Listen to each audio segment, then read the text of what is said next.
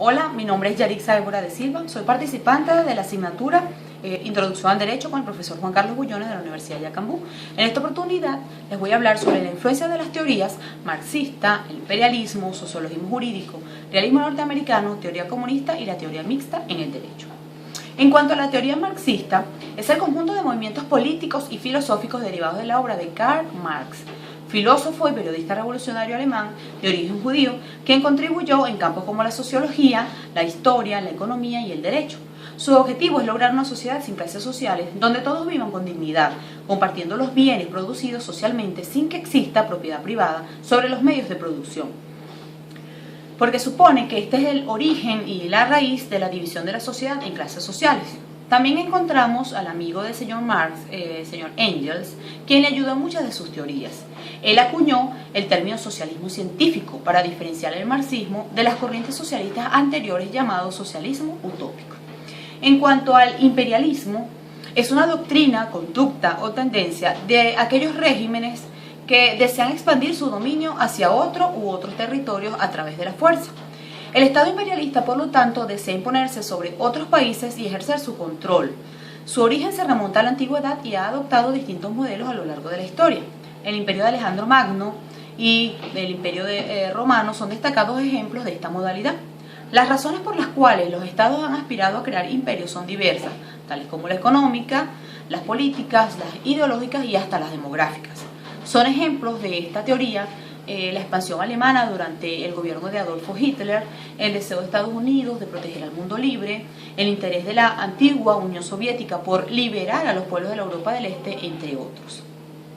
En cuanto al sociologismo jurídico, esta escuela está inspirada en Comte y abandona toda consideración religiosa o metafísica. Utiliza el método inductivo para intentar estudiar a la sociedad.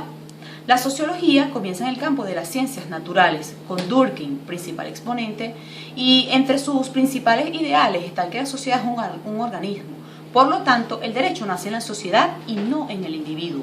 Este es solo un producto social. El derecho es entonces el medio con el que se protege un organismo social para conservar su existencia. El sociologismo es una concepción judicial del derecho y lo importante allí será la jurisprudencia y no la legislación. Es decir, las reglas o las normas jurídicas ejercen una influencia menor sobre las decisiones de los jueces. Lo importante será el carácter, el bagaje cultural, sus prejuicios, opiniones, su condición social, sus debilidades e incluso su condición de salud. Estos serán los factores que determinarán la solución jurídica en cada caso. En cuanto al realismo norteamericano, es una doctrina filosófica que identifica el derecho con la eficacia normativa, con la fuerza estatal o con la probabilidad asociada a las decisiones judiciales. Como precursor de los realistas estadounidenses, está el señor Oliver Wendell, quien consideraba que el derecho no es otra cosa que las profecías de cómo los jueces resolverán los asuntos jurídicos.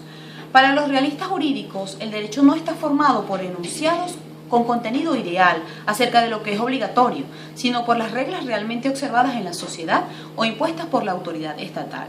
Se desarrolló a finales del siglo XIX y utiliza el método inductivo de las ciencias empíricas, mucho más que el método deductivo. Sus principales representantes son el señor Pond, Hall y Frank. Se inspira en el pragmatismo norteamericano creado por William James y esta doctrina tiene como valor fundamental la eficacia y el éxito.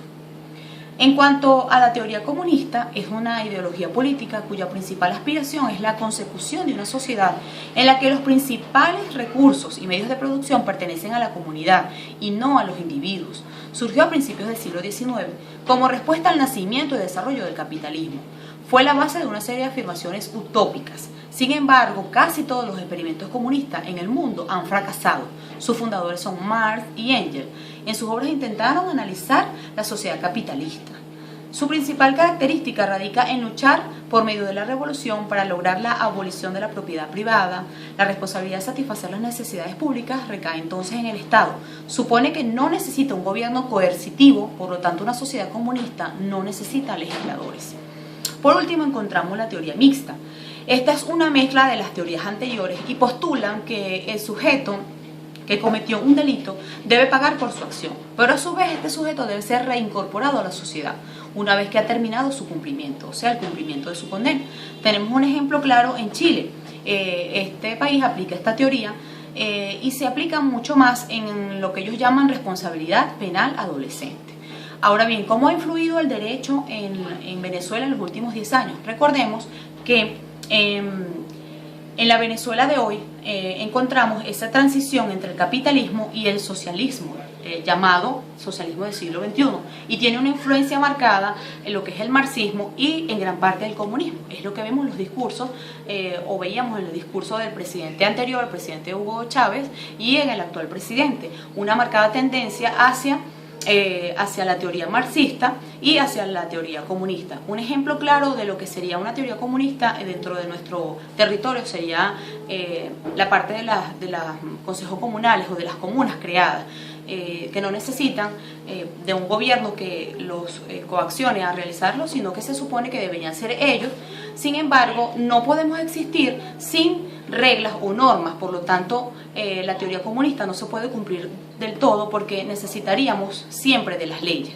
Entonces el derecho en Venezuela se ha visto marcado, muy marcado estos últimos 10 años precisamente por esa transición del capitalismo al socialismo, el llamado socialismo del siglo XXI.